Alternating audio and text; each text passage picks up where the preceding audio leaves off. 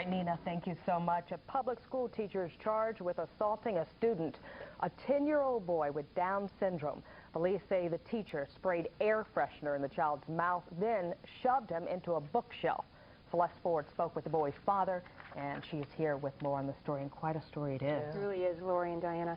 The father of this child with Down syndrome is speaking out because he wants everyone to know how a Brooklyn elementary school allegedly mishandled this incident.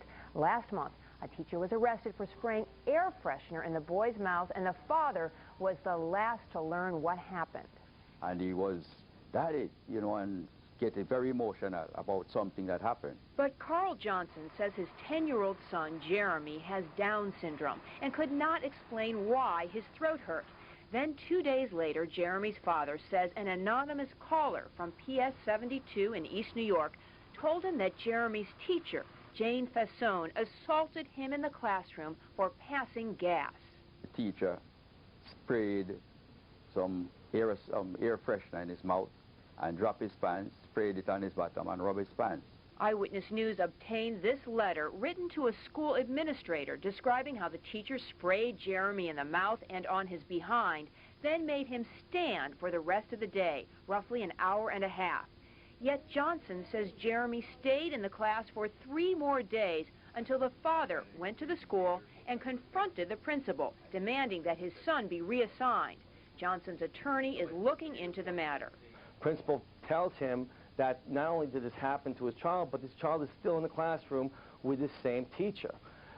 How do you do that? The lack of notification and poor reporting troubles this education watchdog.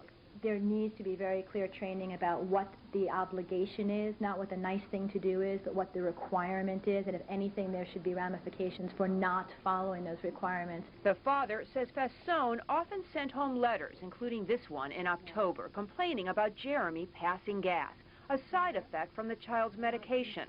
Fassone was arrested at the school a week after the incident. Had there not been an anonymous phone call, how would you have found out what happened to your son? I could not have known. I would not have known. The Department of Education says the assistant principal at PS 72 was reprimanded for failing to notify the father. The school says it did reassign the student, but 2 days after the alleged assault. As for the teacher, Jane Fassone is doing clerical work at a regional office. The department says she has no prior complaints.